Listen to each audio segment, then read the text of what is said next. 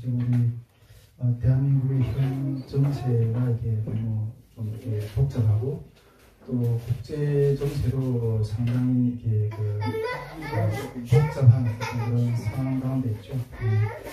그러면 우리가 이 국제 정세를 바라보는 어떤 그런 입장을 어떻게 가져야 되는가 하는 어떤 그런 부분들에 대해서 물론 우리 가운데 뭐 동의를 안 하실 분도 있으시라고 생각합니다. 그러나 제가 좀 생각하고 적용했던 어떤 그런 부분들을 좀 여러분들과 나눠보도록 하겠습니다. 먼저 이렇게 좀 국제 질서가 지금 국제 관계가 아주 살벌한 어떤 그런 가운데 있습니다. 물론 우리가 이게 뭐 무기로 싸우지는 않지만은 또 진짜 이 경제 전쟁이 지금 한참 벌어지고 있는 중이죠. 정말 제3차 대전이라 할 정도로 어마어마한 어떤 그런 이 경제 전쟁이 미중 간에 또 전 세계 간의 어떤 그런 전쟁들이 지금 일어나고 있죠. 먼저 이 국제 질서에 대한 그런 부분들 가운데 국제 질서에 대한 어떤 견해를 좀 이렇게 먼저 좀 생각해 보고 싶은데 저는 좀 그렇게 생각합니다. 우리가 사람이 세상을 살아가는데 여러 가지 많은 중요한 어떤 부분들이 있죠. 알아야 될 것들, 또 이렇게 인식을 해야 될 부분들이 있다고 생각합니다. 그런데 그 중에서도 우리가 잘 파악을 해야 되는 부분 중에 하나가 이 생태계의 구조, 우리가 살아가는 이 생태계가 어떤 구조를 가지고 있는가, 또 그 안에서 그 구조 가운데서 질서가 어떻게 유지되는가 하는 어떤 그런 구조를 잘 파악하는 게 중요하다고 생각해요. 물론 어떤 게 질서를 알고도 지키지 않는 경우도 있죠. 그래서 질서를 알면서도 지키지 않으면 반칙을 당하는 거죠. 뭐 이게 횡단보도 걷다가 이렇게 뭐 질서를 어기면 빨간불, 운전하다가도 어떤 교통 질서를 지키지 않으면 뭐 범칙금. 질서가 있고 그 질서를 알고도 범하면 법칙을 이렇게 그런 제재를 받는 거죠. 그런데 그 질서를 잘 모르고 그 질서를 잘 이렇게 파악하지 못해서 이게 당하는 어떤 그런 불이익도 있죠. 어떤 면에서는 그런 질서를 잘 모르고 이게 내가 이 줄에 서야 되는가 저 줄에 서야 되는가 그런 이 힘의 균형을 잘 모르고 내가 잡았던 동아줄이야 썩은 줄이면 그냥 같이 멸망하는 거예요. 질서를 알고도 못 지키는 경우도 있고 몰라서 못 지키는 경우도 있는 거예요. 그래서 우리가 살아가는 데 있어서 우리 주변의 환경의 질서들을 이게 어떤 상태로 이렇게 잘 유지되는가 하는 그런 것들에 대해서 파악하는 것이 너무 중요하다 이렇게 생각합니다. 우리 철학자 아리스토텔레스가 그렇게 말했죠. 사람은 모여서 사는 동물이기 때문에 그 안에는 꼭 이 질서가 필요하다. 어떤 그런 질서에 대해서 늘 이야기를 많이 했었어요. 제가 우리가 요즘에 우리 다국 목회자 조그만 모임 그룹에서 매달 모여서 이렇게 발표하는 어떤 책을 읽고 그 지도 목사님이 이렇게 책을 하나 선별해서 선정해서 우리에게 주면 그걸 읽고 한 달에 한 번씩 모여서 이렇게 토론을 하거든요. 근데 제가 다음 주 월요일에 또 가서 모이는데 다음 주 월요일은 제가 이렇게 발표를 맡았어요. 발표를 맡았는데 다음 시간에는 이번에 발표를 맡았던 주의 책이 빌 게이츠, 이게 지금 21세기의 아주 성공의 아이콘이라고 불리잖아요. 빌 게이츠 자서전을 가지고 이렇게 발표를 하게 되는데 제가 그 책을 읽으면서 참 이게 우리가 시사하는 부분들이 참 많다 이런 생각을 좀 가지고 다음 시간에는 제가 발표를 하려고 하는 그 자료들을 여러분들 같이 나누면서 이렇게 좀 우리가 하나님이 또 이렇게 발견하게 하시는 어떤 그런 부분들에 대해서 좀 같이 나눠보려고 하는데, 그래서 이 빌 게이츠가 자선에 보면 수학을 되게 좋아했어요. 수학이 천재예요, 완전히. 근데 이 빌 게이츠가 물론 수학이라는 어떤 학문의 어떤 그런 어떤 원하는 어떤 그런 정리가 있겠죠. 제가 그 책을 읽으면서 수학에 대해서 제가 이해를 하기에는 빌 게이츠는 그렇게 생각하는 거예요. 이게 이 세상 얼마나 혼돈스러워요. 격변하는 어떤 그런 일들이 너무너무 많거든요. 아무리 그렇다 한들 그 속에는 언제나 규칙이 있다는 거예요. 규칙이 있다는 거예요. 그 규칙에 따라서 움직이고 그 규칙을 알면 답을 찾을 수가 있다는 거예요. 어떤 많은 혼돈스러운 어떤 그런 것 가운데서도 이 수학이라는 건 시스템이라는 거예요. 수학이라는 건 질서를 강조해요. 하나 더하기 하나는 2. 정답이 딱딱 떨어지는 거예요. 예, 정답이 딱딱 떨어지는 거예요. 정확한 답이 있다는 거예요. 수학은. 예. 그래서 빌 게이츠는 이게 이 수학을 상당히 좋아하는 어떤 그런 자세한 그런 것들을 이렇게 이야기를 하고 있는데, 여러분 이 세계를 보려면 이 세계가 돌아가는 시스템을 알아야 된다고 저는 생각해요. 세계를 바라보면. 그래서 이게 국제 질서에 대한 감각이 생기는 게 너무너무 중요하다고 생각해요. 여러분, 세계가 대한민국 중심으로 돌아가지 않습니다. 맞습니까? 네. 제가 뭐 전에도 이야기했지만, 우리 성결이 태어나기 전에, 한나가 이렇게 우리 가정 안에서 이렇게 다 그냥 이렇게 한나한테 맞춰야 돼, 부모가. 지금 성결이가 태어나서 성결이한테 다 맞춰야 되죠, 한나는. 근데, 어릴 때는 그렇게 하고 있지만은, 가정이라는 게 성결이 중심으로 돌아가는 게 아니거든요. 세계라는 게 여러분 대한민국 중심으로 돌아가잖아요. 제가 봤을 때는 우리 대한민국의 여러 개 좌파적인 어떤 그런 사고를 가진 분들은 미국이 뭐가 필요하냐, 중국이 뭐가 필요하냐, 일본이 뭐가 필요하냐, 뭐 사대주의, 뭐 물론 저도 사대주의자는 아니지만은 그러나 내 중심으로 되는 것처럼 그렇게 인식하고 뭔가 운영을 하려고 하는, 그러다 보니까 여러 가지 어떤 많은 어떤 이 문제를 발생하는 어떤 그런 것이 있지 않는가, 이런 생각을 좀 해보게 됩니다. 전체를 살펴보고 그 가운데 나를 찾아야 된다는 거죠. 제가 우리 성경적 시간도 이렇게 제가 이렇게 썼잖아요. 써가지고 제가 이 성경적 시간을 쓰면서 그 성경적 시간을 통해서 그 성경적 시간을 공부하는 이 사람들을 통해서 발견하려고 하는, 발견시켜드리고 싶은 어떤 한 가지 초점이 있었어요. 이때까지 8차까지 성경적 시간 공부를 쭉 했지만은, 근데 내가 내 목적을 이루었다. 이렇게 확신했던 그지 2차, 3차 때든가, 그때 우리 신수령 강사님이 이 성경적 시간 공부를 쫙 끝내고 다 우리 그 성경적 시간 공부를 하면서 성경적 시간을 공부하면서 어떤 그 마음을, 어떤 것들을 깨달았는가, 그런 간증하는 시간들을 좀 가졌잖아요. 근데 신수령 강사님이 딱 하는 말을 통해서 네, 이 성경적 시간을 얼마나 피땀을 흘려서 많이 이렇게 하면서 완성했어요. 근데 그 대답을 딱 들으면서 내가 원하던 바를 이루었다, 확 들어오는 거예요. 그래서 신수령 강사님이 이렇게 뭐라고 이렇게 이야기했는가 하면, 이 세계가 하나님이 창조하신, 하나님이 지배하시는, 하나님이 통치하시는 세계네요. 아멘. 이게 확 들어오더라는 거예요. 창조로부터 주님의 그 재림까지.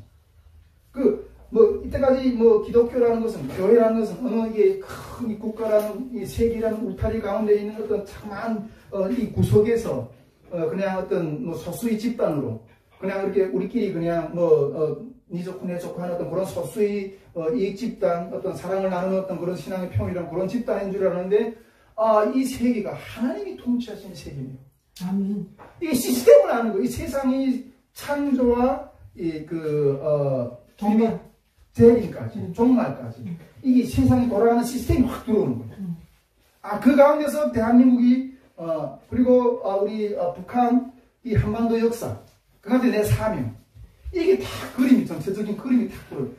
자기 정체성 내가 달려갈 길 그게 탁 들어오는 거예요. 그래서 그 고백을 할 때 내가 이 책을 통해서 이 성도들이 교육하려고 했던 시각의 어떤 그런 부분들을 목적을 이루었다. 그게 확 들어오는 거예요. 하필 감사하더라고요. 여러분 지금 여러분 현재 지금 미중 간의 어떤 관세 전쟁이 엄청나게 이게 지금 진행이 되고 있잖아요. 물론 제가 경제학자는 아니지만은 상당히 이 세계 정세가 어떻게 굴러가는가 하는 것들에 대한 어떤 그런 것들을 계속 이해를 하기 위해서 정치 박사들이 어떤 그런 유튜브 경제 결국 이 경제 전쟁이잖아요. 경제를 서로 이렇게 자기 이득을 이렇게 서로 더 많이 차지하려고 하는 그런 싸움이잖아요. 이 경제학자들이 어떤 그런 책들, 그런 강의들, 그런 것들 때 수없이 들으면 여러분들도 많이 듣겠지만은, 이 현재 미중 갈등 간의 어떤 실체가 그냥 딱 이렇게 들어오는 거예요. 왜 이 관세 전쟁을 이렇게 하는 건가 하는 것들이 딱 이렇게 들어오더라고요. 이 관세로 이 세계를 지금 미국이 손보려고 하는 근거가 어디에 있는 거예요? 관세로. 여러분, 미국은 이 세계에서 이 지구상에서 제일 큰 소비 시장이에요. 제일 큰 소비 시장이에요.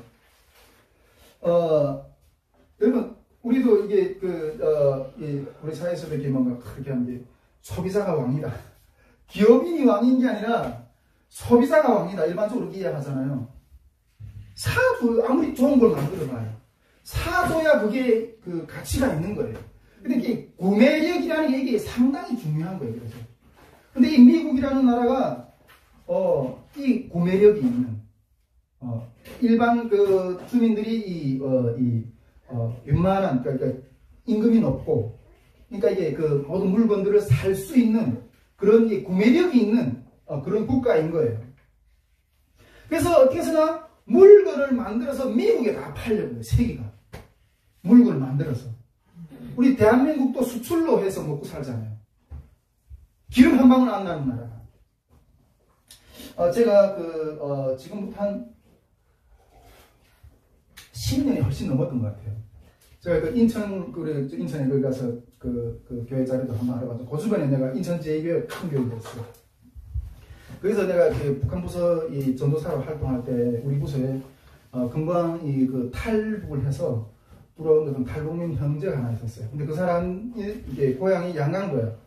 우리 집 사람 양강도가 고향인데 그 사람이 한국에 딱 들어와서 우리 어쨌든 전도를 통해서 우리 교회 왔고 우리 북한 부서에 왔었어요.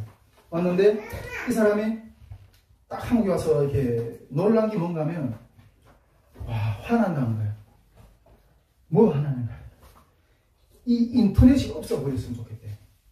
인터넷이. 왜 인터넷이 없었으면 좋겠냐. 자기는 북한은 인터넷이라는 게 없잖아요. 근데 이게 중국에서 양강도 쪽에서 국경 쪽이니까 이게 중국에서 밀수를 많이 했거든. 근데 중국에서 하는 오토바이 밀수용인가 이러면 중국에 있는 어떤 오토바이 회사가 잘 모르잖아요. 근데 어떤 오토바이 밀수에 들어오는 어떤 그런 데서 그 전화번호 같은 게 찍혀 있잖아요. 그 전화번호를 가지고 이제 중국말을 아는 통역자를 하나 이렇게 써가지고 중국에다가 이런 배합적인 어떤 그런 핸드폰을 가지고 전화를 한대. 우리가 요러요러한 오토바이 몇 대가 필요하니까 어느 날 밤 몇 시에 국경에 우리 초소들을 국경 경비대 초소들 다 끼워가지고 몇 대를 넘겨달라. 이게 정보라는 건 이게 엄청난 거거든요. 근데 그런 정보를 얻어서 그런 정보를 통해서 이 물건을 받아 들어가지고 들여가가지고 이 전국에 있는 북한의 개인들한테 그런 오토바이 상이라는 그런 가게들한테 이제 뿌리나는 거예요. 그러면서 그때 이야기한 게 뭔가 하면 이 북한에 지금은 그렇게 정보가 곧 돈이었거든요. 근데 이 대한민국에 그냥 그런 정보들 그냥 인터넷으로 그냥 쫙 깔려 있는 거예요. 그냥 요즘에 북한 간첩들이 하도 한국이 인터넷이 잘 돼 있으니까 별로 그런 할 일이 없대. 근데 이 정보가 곧 돈이거든요. 근데 이제 통일이 되면 이런 옛날에는 그런 정보가 돈이었는데 일반적으로 깔려 있으니까 앞서갈 수가 없는 거예요. 그래가지고 이 인터넷이 없어졌으면 좋겠다 이렇게 하는 거예요. 그러면서 그때 그 친구가 하는 말이 뭔가 하면 이 지금 북한이 이 고난 행군을 겪으면서 개인 시장들이 많이 이렇게 발달했잖아요. 그러면서 이 시장에서 이 개인들이 있잖아요. 이 구매력이 있는 개인들이 많이 생겼다는 거예요. 우리가 지금 이 대한민국에서 이 중고 승용차 있잖아요. 중고 승용차 보통 한 500에서 한 700, 800 사이 정도 되는 한국 돈으로 500에서 한 700, 800 되는 어떤 그런 가격의 차를 구매할 수 있는 북한 사람들이 상당히 많다는 거예요. 그 시장을 통해서 그 개인들이 구매력이 그렇게 많이 높아졌다는 거예요. 여러분, 북한 주민들이 아무리 이렇게 다 굶어 죽고 막 이런 사람들 같아도 실제로 어떤 이 핸드폰이라는 물건이 들어갔을 때 그것을 구매할 수 있는 사람들이 프로가 얼마 안 되는 거예요. 중국도 14억이라는 인구가 있지만은 이 차라든가 엄청난 이 고가 물건들을 구매할 수 있는 구매력을 가진 그런 사람들의 숫자는 그렇게 많지 않다는 거예요. 그런데 미국이라는 나라는 일반 주민들이 다 그렇게 이 구매력을 엄청난 게 한 달 월급을 가지고 몇 달 벌면 차 한 대 살 수 있는 그런 구매력이 있는 나라인 거예요. 그게 국력이에요, 여러분. 그러니까 온 세계의 사람들이 물건을 만들어서 미국에 팔려고 해요. 여러분, 그게 힘이에요. 그런데 너네 이제는 나한테 그런 물건들을 팔겠다는 걸 이제는 막는 거라는 거죠. 막겠다는 거죠. 저는 지금 미국의 이 관세 전쟁, 대한민국에서 어떤 유튜브라든가 어떤 메인 언론들이라든가 트럼프 미쳤다 이렇게 막 이야기하는 사람들 많은데, 저는 지금 미국이 다시 위대해지는 어떤 그런 시간이라고 저는 그렇게 생각합니다. 미국이 다시 위대해지는 시간이라고 생각합니다. 지금 관세 전쟁의 어떤 미국의 어떤 속내 그런 것들에 대한 흐름을 조금 이렇게 제가 경제학자는 아니지만 조금 짚어보면, 물론 이게 미국이 어떤 이 경제 상황의 여러 요인들이 있겠죠. 근데 그 중에서 아주 제가 봤을 때는 아주 이렇게 예민한 어떤 그런 부분 중 요인 중에 하나가, 이때까지 미국은 세계 나라 중에서 이렇게 강국으로 부상하면서 발전된 발전이다 보니까 임금이 물건을 만들어내려면 이게 사람들에게 주는 임금이 고임금인 거예요. 그러다 보니까 시장 성장성이 계속 떨어지죠. 성장성이 떨어지고. 그러다 보니까 미국은 이때까지 이 금융 쪽을 세계적으로 이렇게 다 틀어잡고 있으면서 이 제조업 같은 경우에는 이 글로벌 어떤 글로벌이라는 어떤 그런 영어를 외치면서 다 이렇게 해외로 수주를 줬어요. 제가 한국에 왔을 때, 제가 처음에 한국에 왔을 때, 그때부터 이렇게 글로벌 세계, 이런 용어들이 많이 돌아다니는 이 사회에 정말. 근데 글로벌화라는 게 뭔가, 이 개념이 잘 잡혀지지 않았어요. 근데 그런 것들을 그때 이 미국이 하면서 제조업을 이 세계에 다 이렇게 그냥 분할해줬어요. 그러면서 이 대한민국도 이 제조업 강국으로, 성결이 저쪽 엄한 데가 있어. 예배 드리는데 방해돼. 이 대한민국도 그러면서 제조업을 이렇게 분할을 가리면서 이렇게 제조 강국으로 조선업이라든가 반도체라든가 이런 것들을 제조 강국으로 이렇게 세워진 거죠. 일본도 그런 맥락 가운데서 이 중국도 제조업의 어떤 한 분야들을 이렇게 이 파트를 맡으면서 중국도 그런 맥락 가운데서 엄청 이렇게 커졌던 거죠. 근데 대한민국도 이제는 이렇게 어느 정도 중진국 어떤 그런 수준에 딱 들어가다 보니까 인건비가 비싸지잖아요. 그래서 인건비를 향해서 중국에 인건비가 싼 중국에 갔다가 중국도 저는 뽀상하니까 인건비가 만만치 않은 거예요. 그래서 베트남으로 갔다. 이 동남아 쪽으로, 캄보디아. 이런 데 인건비를 절약하기 위해서 다 이게 빠지는 거예요. 인건비를. 그러다 보니까 미국의 어떤 이 제조업이 엄청나게 위축이 된 거예요. 근데 이게 그 미국이 그 위기를 절실하게 느꼈던 것은 아마 제가 봤을 때는 이 그 코로나 때 그걸 확실하게 느꼈던 것 같아요. 코로나가 딱 터지다 보니까 미국이 제조업이 싹 이게 회원을 다 빠지다 보니까 미국 스스로는 이 마스크 하나, 이 주사 바늘 하나 제대로 만들 수 있는 그런 상태가 아닌 거예요. 여러분, 이 세상이라는 건, 이 세계라는 건 어느 순간에 어디서 전쟁이 터질지 모르거든요. 전쟁이 터지면 뭐가 필요해요? 탱크를 만들어야 되고, 배를 만들어야 되고, 비행기를 만들어야 되고 이러는데, 미국이 제조업이 그런 것들 다 죽다 보니까 어떤 배를 1년에 한 대밖에 못 만든 거예요. 제조업이 싹 죽은 거예요. 여러분, 결국 전쟁을 붙으려면 이 제조업이 강해야 되고, 배를 많이 만들어내야 되고, 탱크를 많이 만들어내야 되고, 어떤 그런 제조업이 강해야 되는데, 이러다가는 요즘에는 지금 제조업이 거의 중국이 장식이 되어버리는 그런 상태예요. 네, 그러다 보니까 미국 이래서는 안 되겠다. 중국한테 아주 큰 코 다치겠다.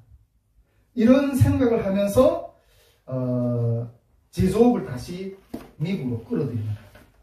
관세, 옛날 해외에서 만들어서 물건이 들어왔는데 관세를 딱 때려버리면 비싸지는 거죠. 그러면 국내에서 미국이란 국내에서 자국내에서 그 물건을 만들 수밖에 없는, 다 들어와서 그런 상태로 바꾸기에 이렇게 전략을 쓰는 거예요. 그렇다면 경제학자들도 이렇게 많이 이야기하는 것 가운데 그렇다면 미국이 너네 처음에 그 인건비가 비싸가지고 다 이 제조업이 해외로 나갔지 않냐? 그 다시 국내로 이 제조업이 들어간다 해서 그 너네 인건비를 어떻게 감당할 건데? 그런 어떤 이 숙제를 또 풀어야 되는 거예요. 그런데 이것을 인건비를 해결할 수 있는 그 루트가 뭔가? 요즘에 뜨는 게 뭔가요? 로봇 산업인 거예요. 로봇. 로봇은 하루 24시간 일 시켜도 힘들단 말 안 해. 그 인건비 때문에 중국 가고 동남아 가고 그럴 필요가 없어. 그래서 요즘에 로봇 산업이 엄청나게 뜨거든요. 제가 그래서 인건비는 요즘 필요 없어요. 제가 옛날에 어느 교회 다닐 때 그 교회 이 수석 장로님이 중소기업 사장이었어요. 그때 문재인 때인데 문재인이 기본수당을 시간당 기본수당을 10,000원으로 올려버렸잖아요. 그러니까 이 기업을 운영하려고 하니까 이 기본급여가 너무 세니까 이 운영이 안 되는 거예요. 그러니까 이 장로님이 하는 전략이 뭔가? 자동화를 시켜버리는 거예요. 그럼 사람이 그만큼 쓰지 않고 기계에다 자동화에 투자를 하는 거예요. 여러분, 앞으로는 이 로봇 산업이 이게 계속 이렇게 뜰 거라고 이렇게 기대를 많이 바라보고 있거든요. 여러분, 로봇이 인간을 대체하게 된다면 미국은 이 인건비에 대해서 그렇게 고민할 어떤 그런 이유가 없는 거예요. 지금 이게 미국이 제가 봤을 때는 지금 다시 한번 강해지려고 하는 어떤 그런 방향으로 정책을 끌어가고 있다고 저는 생각하거든요. 여러분, 이 미중 간의 어떤 갈등 가운데서 여러분, 첫째는 어떤 그 사람이 따르려면 도덕적인 가치관이 있어야 돼요. 그 나라가. 물론 중국이 미국하고 대등하게 어떤 싸울 만한 정도로 좀 그 힘이 커졌기 때문에 이렇게 갈등이 일어나는 건데, 미국이라는 나라는 어떤 가치관을 가지고 있어요? 개인의 인권을 존중하고 자유민주주의와 시장경제, 인간이 존엄의 가치를 중요시하는 어떤 그런 가치를 가지고 있거든요. 근데 이 중국이라는 어떤 사회적인 어떤 그 가치, 여러분, 인간이 어떤 지금도 이 중국이 엄청나게 어떤 이렇게 하는 것 같지만은 몇몇 산업들은 이게 세계를 대결해서 이렇게 하는 것 같지만 이 밑에 주민들이 있잖아요. 엄청나게 죽어나가요. 엄청 아우성이 완전 장난 아니에요.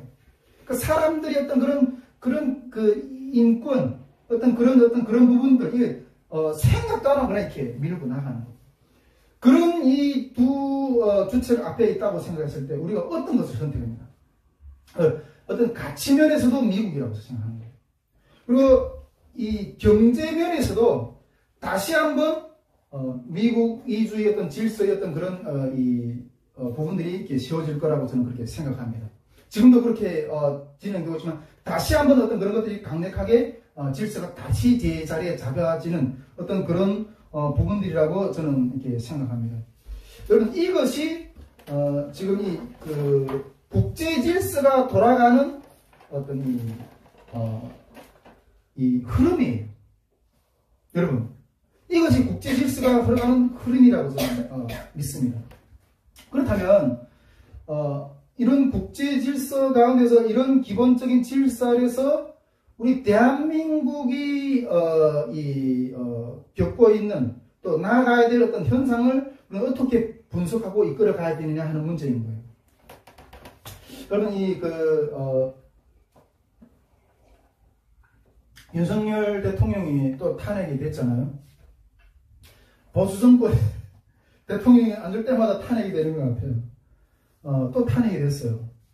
근데 제가 그 탄핵이 되기 전까지 헌법재판소에 어떤 그런 결정이 내리기 전까지는 정말 이렇게 적극적으로 이 탄핵을 우리가 이렇게 막아야 된다. 이런 적극적인 자세였는데 결국 이게 그 탄핵이 되고 난 이후에는 어쨌든 뭐 이 세상의 어떤 그런 사회적인 어떤 그런 부분을 하나님 손에 맡기고 내가 지금 맡고 있는 사역에만 좀 집중하자. 또 이런 마음을 자세를 가지고 이렇게 좀 이렇게 사역으로 좀 마음에 많이 쏠리고 있었고 이 사회적으로 돌아가는 어떤 그런 부분들에 대해서 조금 마음을 조금 내려놨었어요. 근데 꿈에 윤석열 대통령이 나타나서 왜 그러고 있는가고 다시 이렇게 이게 바람을 불어야지 다시 이걸 이런 흐름을 향해서 나가야지 이렇게 막 꿈에서 이렇게 나와서 다 그러는 거예요. 요즘 이게 윤 어게인 이런 그 시민 운동도 막 다시 일어나고 이러잖아요. 저는 그 윤석열 대통령이 탄핵이 됐지만은 그 정신 그런 그 방향은 계속 꾸준히 진행이 되어야 된다고 생각해요. 윤 어게인 정신이 계속 이어져야 된다고 생각해요. 물론 이렇게 이야기하는 부분들에 대해서 우리 정선한 목사님도 막 이렇게 뭐 이렇게 주시는 마음이 좀 그렇지 않을까 이렇게 하면 저는 좀 생각이 좀 달라요. 막 기독교인들이 막 그 정치 싸움에 막 그 진흙탕 가운데서 막 이렇게 그냥 뒹굴어야 되겠냐 이렇게 이야기하시는 분들도 있고 이런데 저는 여러분 기독교인이 뭐예요? 저는 그런 시각을 가지고 오는 것에 대해서는 조금 생각을 달리해요. 여러분 자유신앙의 국가가 없으면 교회도 없습니다. 자유신앙의 국가가 없으면 교회도 없습니다. 여러분 우리 CCC 창시자였던 이게 진중권 목사님이나 조용기 목사님이나 여의도서 모금교회 그렇게 이끌던 조용기 목사님이나 여러분 하나님의 나라에 대한 영성이 없어서 공산주의자들과 각성에 싸운 게 아니에요. 저는 그렇게 생각합니다. 우리가 나아갈 때 우리는 세상의 빛이 되라고 주님 말씀하셨잖아요. 여러분 종교 분리에 대해서 잘못 이해하고 있으면 안 돼요. 기독교인은 세상 가운데서 빛이에요. 세상을 떨어내놓고 나는 교회 타연에서만 이게 아니에요. 물론 우리가 영혼 구원의 시각이 중요해요. 좌든 우든 우리는 영혼 구원을 위해서 그 사람이 영혼 구원을 위해서 우리는 희생하며 나가야 돼요. 그렇지만은 여러분 다른 면에서는 하나님의 나라를 허무르려고 하는 대적들과의 싸움이라는 것도 우리 이런 시각도 가지고 있어야 돼요. 북한 같은 나라에서 여러분 신앙 정치범 중에서 가장 큰 정치범이에요. 우리가 이 신앙의 자유가 있는 이런 제도를 지키지 못하면 결국은 신앙을 찾아서 다 보드피플이 돼야 돼요. 하나님 우리를 구원하셔서 이 땅을 온전히 하나님의 영광으로 돌이키기를 원하시는 최종 목적이에요. 구원하셔서 이 땅 가운데 어둠이 모든 세력들을 물리치고 이 땅에 하나님을 확장시키는 것도 하나님의 한 부분이라는 거예요. 영혼 구원이라는 어떤 좌든 우든 그걸 떠나서 영혼구원이라는 어떤 그런 면에서 우리 기독교인들이 접근해야 되지만은 이런 부분들을 놓치면 안 된다는 거예요. 그렇지만은 저는 결국 우리가 이번 보수가 다 하나님의 뜻을 행하는 어떤 그런 것이라고 말할 수는 없지만은 패배를 했잖아요. 그러나 이 패배를 통해서 한 가지 배운 게 있어요. 저는 전에 문재인하고 홍준표가 이게 대선을 통해서 졌잖아요. 홍준표가 보수가 졌잖아요. 그때 하나님이 배우게 했던 점이 한 가지 있었다고 제가 전에도 이야기를 했었잖아요. 그때는 내가 우리가 그 보수 정권을 지지해야만이 탈북자들이 사는 길이라고 그렇게 생각했어요. 예. 나중에 북한의 어떤 위주의 어떤 통일이 됐다 이러면 제일 먼저 죽을 숙청 대상이 이게 탈북해온 북한 탈북자들인 거예요. 탈북민들인 거예요. 그래서 어떻게나 그 북한 정권에 대해서 대적하려고 하는 그런 정당을 지지하는 것이 우리 살 길이다. 어떻게나 이렇게 보수 정부를 지지하고 그렇게 했었어요. 근데 졌어요. 아이고, 이게 내가 저는 짐을 싸들고 다시 해외로 도망쳐야 되나? 이런 생각을 했어요. 근데 그때 하나님 은혜를 주셨던 게, 전에도 내가 다 이야기 나눴지만은, 이 목통이돌 선교에서 나온 영상 하나 있잖아요. 목통이돌 선교에서 지하배 성도가 북한에서 탈로 돼가지고 나오려고 하다가 그래서 목통이돌 선교 이상 목사님 그 사람을 도와주려고 했는데 지하교회 성도가 잠깐만요. 내가 다시 한번 기도해보고 결정하겠습니다. 이렇게 하고 기도했는데 하나님이 북한에 그냥 남아있으라고 그렇게 이야기하더라는 거예요. 내가 너희를 구원해낼 능력이 없어서 거기다 두는 게 아니다. 그러면서 여보게 우리 저기 천국에서 만나자. 그렇게 하고 다시 들어갔다는 거예요. 그래서 그 사람 그 세계에서 순교했어. 근데 그때 그 영상을 보면서 북한 지역의 성도들 목숨을 걸고 그 땅에서 기도하고 사명합니다. 나는 내가 요 정도의 어떤 그런 것들 때문에 내 살겠다고 도망치려고 합니다. 죽든지 살든지 내가 이 민족과 운명을 같이 할 거야. 그 결단이 확서요. 죽겠다고 하는데 이 민족의 어떤 사명에 죽겠다고 하는데 그 상황이 어떻게 변하는지든지 간에 그게 두렵지 않더라고. 이 민족과 운명을 같이 하겠다. 그때 내가 정치라는 손을 놓으니까 하나님이 손을 잡게 되더라고요. 이 정치를 넘어선 하나님이 손을 잡는 어떤 그런 그 신앙을 배우게 됐어요. 근데 여러분, 이번에도 또 실패했잖아요. 근데, 이번에는 좀 다른 것들을 배우게 하신 것 같다는 마음이 있어요. 다른 것들을. 여러분, 실패를 통해서 진짜 주저앉으면 진짜 진 거예요. 그런데 실패를 통해서 배운 것이 있다면 그건 진 게 아니에요. 내가 이런 부분들이 잘못됐기 때문에 졌구나. 그 배운 게 있다면 내가 그것을 다시 반복하지 않고 다시 이 성공으로 갈 수 있는 길을 찾는 거거든요. 여러분, 우리가 성공으로 가는 길이 어떤 것이 정확한지 잘 몰라요. 그런데 그런 거를 가려고 하다가 실패했어. 아이고, 나는 실패자구나. 이렇게 하면 그 사람은 소망이 없어요. 그런데 여러 성공으로 가는 길을 모르는 중에서 성공으로 가는 길이 아닌 부분들을 내가 하나 발견한 것 뿐인 거예요. 실패라는 거는. 그럼 내가 성공으로 가는 길을 좀 더 가깝게 접근했네? 여러분, 실패라는 이런 면에서 바라보면 이런 생각을 보면 소망이고 소망으로 바라볼 수 있는 어떤 그런 면으로 바라볼 수가 있다는 거예요. 할렐루야?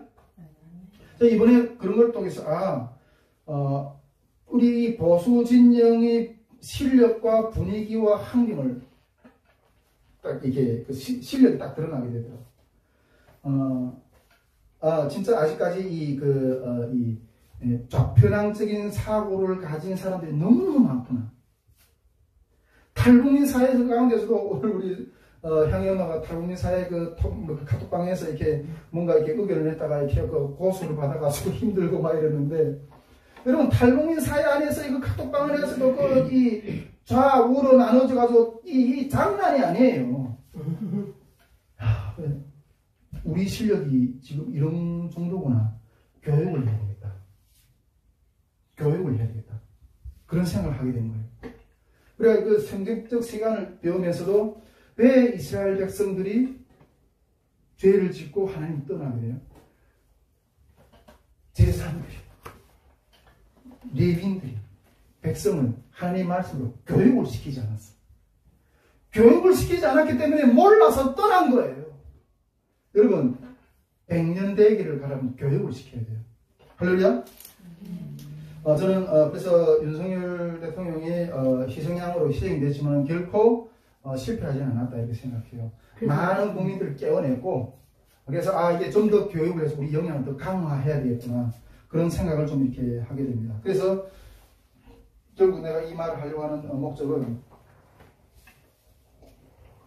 현대사 강의를 이제 새 사무실에 가서부터 다시 진행하겠다는 거예요. 그러니까 정말 이렇게 현대사 강의나 뭐 여러 가지 좀 어려운 강의들 하면 참 이렇게 그런 것들을 듣기에 좀 힘들어하는 어떤 지체들이 많은데 그래서 우리가 그 워크샵 때 내가 왜 이 현대사 강의를 해야 되냐, 일반적으로 우리 한국에서 이게 태어나신 분들은 웬만한 어떤 우리 대한민국 역사라든가 세계사라든가 웬만한 건 다 알아. 근데 내가 제일 처음에 한국 왔을 때 이 사극을 보는데 저 왕이 어느 시대의 왕이고 왜 저렇게 이 세상 책봉이라는 어떤 그런 걸 가지고 그렇게 몸부림치는 싸움, 피 터지는 싸움을 하는데 이게 이해가 잘 안 됐어. 북한에서 어떤 그런 조선 역사도 그렇고 이게 역사에 대한 어떤 그런 비밀성 역사만 중요하게 생각하다 보니까 이게 이해가 안 되는 거예요. 여기 유치원에도 아는 그런 지식을 우리는 몰라. 여러분, 그 현대사 강의는 일단 첫째로는 북한 탈북민들 기준으로 이렇게 이해 교육이 돼야 된다는 거예요. 두 번째로는 이 영적 싸움이라는 것을 우리가 생각해야 된다는 거죠. 앞에서도 이야기했지만은 이 자유민주주의와 이 시장 경제 질서와 그리고 이 하나님 안에서 이 신앙의 자유신앙의 공동체를 세우는 건 싸움이에요.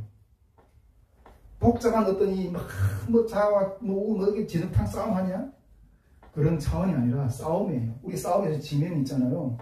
우리 땅을 얻을 수가 없어. 그런 것들 교육을 해내야 돼요.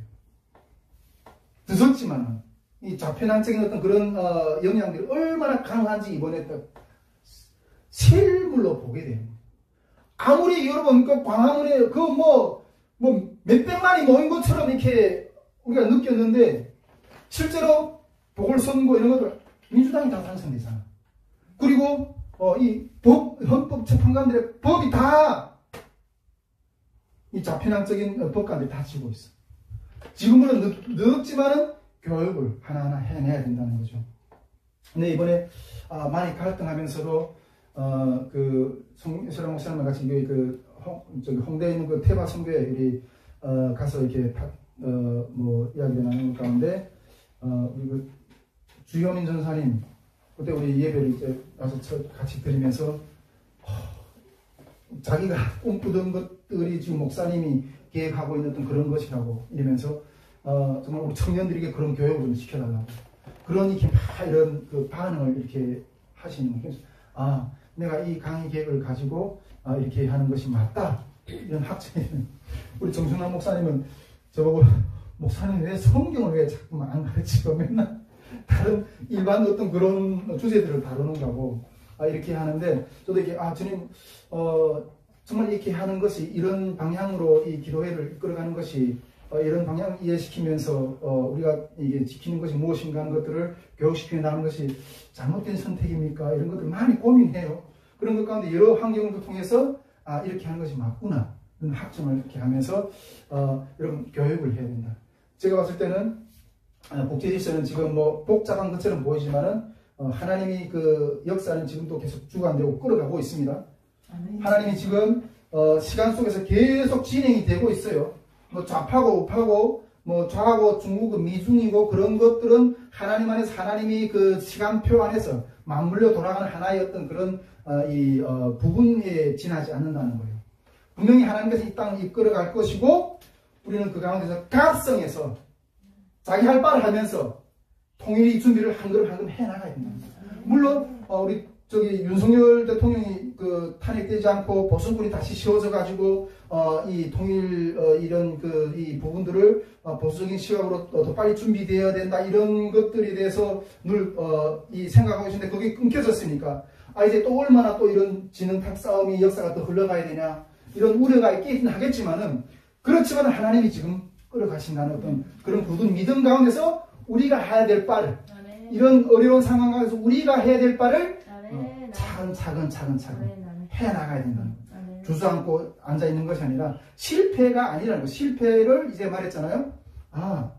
실패하면 진짜 실패지만 실패를 통해서 내가 무엇 때문에 배운 것이 있다면 그건 실패가 아니라 성공을 하는 지름길을 발견하는 거예요. 실패는 성공의 어머니라고 그러잖아요. 실패를 우리가 책을 읽어보니까 내가 어떤 면접을 보는데 당신이 얼마나 많이 실패해봤습니까? 그게 저기 회사 채용하는 어떤 그런 면접관의 어떤 질문이에요. 실패를 많이 해봐야 된다는 거예요. 그래야지 바른 길을 찾아갈 수 있는 길을 볼 수가 있다는 거죠. 여러분, 국제 정세의 어떤 제가 지금까지 이렇게 쭉 흘러가는 어떤 그런 것을 지켜보면서 이런 방향이다. 제가 정립했고 또 우리가 지금 대한민국의 그 분위기 가운데 흘러가는 어떤 그런 부분도 이런 시각에서 우리가 그 정신줄 놓지 말고 여전히 오늘도 내일도 계속 우리들이 행보를 걸어가야 된다 하는 것들을 좀 이렇게 먼저 나눠봤습니다.